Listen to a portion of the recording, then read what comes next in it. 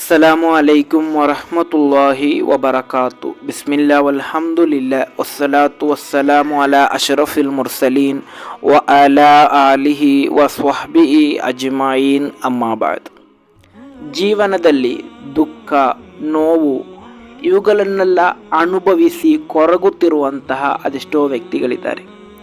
ಇವರಿಗೆಲ್ಲರಿಗೂ ಕೂಡ ಅವರು ಅನುಭವಿಸುತ್ತಿರುವಂತಹ ದುಃಖದಿಂದ, ನೋವಿನಿಂದ ರಕ್ಷೆ ಹೊಂದಲು ಇರುವಂತಹ ಒಂದು ದಾರಿ ಈ ಒಂದು ಹದೀಸ್ ತರಗತಿ ಮೂಲಕ ನಾನು ನಿಮಗೆ ತಿಳಿಸ್ತೇನೆ. ಖಂಡಿತವಾಗಿಯೂ ಸಂತೋಷದಿಂದ ಸುಖವಾಗಿ ಜೀವನ ಮುನ್ನಡೆಸಲು ಇದು ಸಾಧ್ಯ.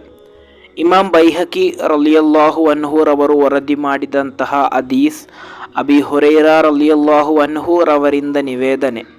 ಕಾಲ ರಸೂಲುಲ್ಲಾಹಿ ಸ್ವಲ್ಲಲ್ಲಾಹು ಅಲೈಹಿ ವಸಲ್ಲಂ, ಪ್ರವಾದಿ ಸ್ವಲ್ಲಲ್ಲಾಹು ಅಲೈಹಿ ವಸಲ್ಲಂ ಅವರು ಹೇಳಿದರು, ಅಕಸಿರು ಜಿಕ್ರ ಹಾಜಿಮಿಲ್ ಲಜ್ಜಾತ್. ನೀವು ಮರಣದ ಕುರಿತಿರುವಂತಹ ಆಲೋಚನೆಯನ್ನು, ಚಿಂತನೆಯನ್ನು ಅಧಿಕಗೊಳಿಸಿ. ಇವತ್ತಲ್ಲ ನಾಳೆ ನಾನು ಮರಣ ಹೊಂದಲಿದ್ದೇನೆ, ಈ ಇಹಲೋಕವನ್ನು ನಾನು ತ್ಯಜಿಸಲಿದ್ದೇನೆ, ಈ ರೀತಿಯಾದಂತಹ ಚಿಂತನೆಗಳು ನಿಮ್ಮಲ್ಲಿ ಅಧಿಕವಾಗಿರಲಿ.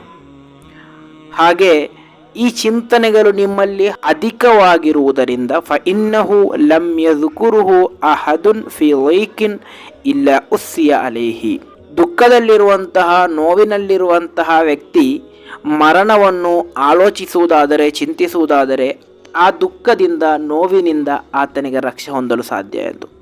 ಅದು ಯಾವ ರೀತಿ ಅಂದರೆ, ನಮ್ಮನ್ನು ದುಃಖಿಸುವಂತಹ, ನಮಗೆ ನೋವು ನೀಡುವಂತಹ ವ್ಯಕ್ತಿಗಳಿಂದ ನಾವು ನೋವನ್ನು ಅನುಭವಿಸಿ, ದುಃಖವನ್ನು ಅನುಭವಿಸಿ ಕೊರಗುತ್ತಿರುವಂತಹ ಸಂದರ್ಭದಲ್ಲಿ ನಾವು ಪ್ರತಿಯೊಬ್ಬರೂ ಕೂಡ ಚಿಂತಿಸಬೇಕಾದದ್ದು, ಇವತ್ತಲ್ಲ ನಾಳೆ ನಾನು ಮರಣ ಹೊಂದಲಿದ್ದೇನೆ. ಈ ಇಹಲೋಕ ಎಂದು ಹೇಳುವಾಗ ಇಲ್ಲಿ ದುಃಖಗಳು ಇರುತ್ತೆ, ನೋವುಗಳು ಇರುತ್ತೆ, ಆದರೆ ಇದು ಯಾವುದೂ ಕೂಡ ಶಾಶ್ವತ ಅಲ್ಲ. ನಾಳೆ ಶಾಶ್ವತವಾದಂತಹ ಪರಲೋಕ ಇದೆ. ಇನ್ನೇನೋ ಈ ಒಂದು ಇಹಲೋಕವನ್ನು ತ್ಯಜಿಸಿ ಪರಲೋಕಕ್ಕೆ ಹೋಗಲಿದ್ದೇನೆ. ಆದ್ದರಿಂದ ಈ ನೋವು, ಈ ದುಃಖ ಇದು ಯಾವುದೂ ಕೂಡ ಶಾಶ್ವತ ಅಲ್ಲ ಎಂಬಂತಹ ಚಿಂತನೆಗಳು ನಮಗೆ ಬರುವಾಗ ಖಂಡಿತವಾಗಿಯೂ ನಮ್ಮ ಜೀವನ ನಮಗೆ ವಿಶಾಲತೆಯಾಗಿ ತೋರುತ್ತದೆ. ಅಂದರೆ ಜೀವನದಲ್ಲಿರುವಂತಹ ನೋವು, ದುಃಖವು ಎಲ್ಲವೂ ಕೂಡ ಮಾಯವಾಗುತ್ತದೆ. ಅದೇ ರೀತಿ ವಲಾ ذكره ಫಿ ಸಅತಿನ್ ಇಲ್ಲ ವಯ್ಯಿಕಹ ಅಲೈಹಿ. ಅದೇ ರೀತಿ ನಮಗೆ ಜೀವನದಲ್ಲಿ ಎಂಜಾಯ್ಮೆಂಟ್ ಆಗಿ ಎಲ್ಲವನ್ನು ಆಡಂಬರದಿಂದ ಆಸ್ವಾದಿಸುವಂತಹ ಸಂದರ್ಭದಲ್ಲಿ, ಆಗಲೂ ಕೂಡ ನಮಗೆ ಮರಣದ ಚಿಂತನೆ ಬರುವಂತಹ ಸಂದರ್ಭದಲ್ಲಿ ಸರಳತೆಯಿಂದ ಜೀವಿಸಲು ಸಾಧ್ಯ.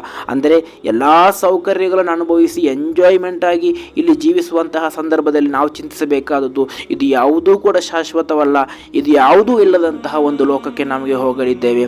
ಇನ್ನೇನೋ ಮರಣ ಹೊಂದುವಾಗ ಇದು ಯಾವುದನ್ನು ಕೊಂಡೊಯ್ಯಲು ಸಾಧ್ಯವಿಲ್ಲ.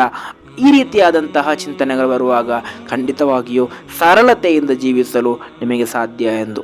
ಇಲ್ಲಿ ಪ್ರವಾದಿ ಸ್ವಲ್ಲಲ್ಲಾಹು ಅಲೈಹಿ ವಸಲ್ಲಮರು ಓರ್ವ ಮನುಷ್ಯನು ತನ್ನ ಜೀವನದಲ್ಲಿ ಅನುಭವಿಸುತ್ತಿರುವಂತಹ ದುಃಖ, ನೋವಿಗೆ ಇರುವಂತಹ ಪರಿಹಾರವನ್ನು ಹೇಳಿದ್ದಾರೆ. ನಮಗೆ ಗೊತ್ತಿರಬಹುದು, ಈ ಒಂದು ಇಹಲೋಕ ಎಂದು ಹೇಳುವಾಗ ಇಲ್ಲಿ ಜನರ ಮಾತಿನಿಂದ, ಜನರ ಕೃತ್ಯದಿಂದ ನೋವು ಅನುಭವಿಸುವಂತಹ, ದುಃಖ ಅನುಭವಿಸುವಂತಹ ಒಂದು ಸನ್ನಿವೇಶ ಸಹಜವಾಗಿದೆ.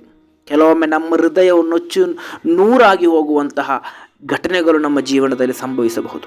ಅದನ್ನೆಲ್ಲವನ್ನು ಸಹಿಸುವಂತಹ ತಾಕತ್ತು ಕೆಲವೊಮ್ಮೆ ನಮಗೆ ಇರಲ್ಲ. ಆ ಸಂದರ್ಭದಲ್ಲಿ ನಾವು ಮಾಡಬೇಕಾದದ್ದು ಮರಣವನ್ನು ಚಿಂತಿಸಬೇಕು. ಇದೆಲ್ಲವೂ ಕೂಡ ಶಾಶ್ವತ ಅಲ್ಲ.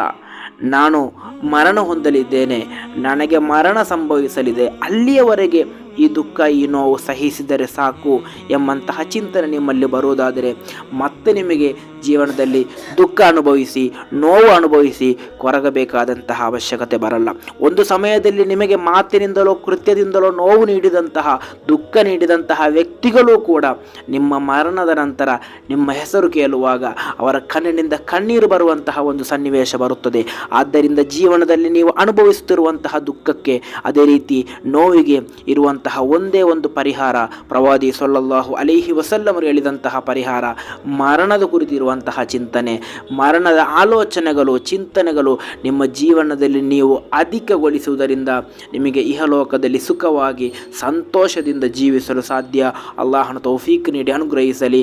ಅಸ್ಸಲಾಮು ಅಲೈಕುಂ ವರಹಮತುಲ್ಲಾಹಿ ವಬರಕಾತು.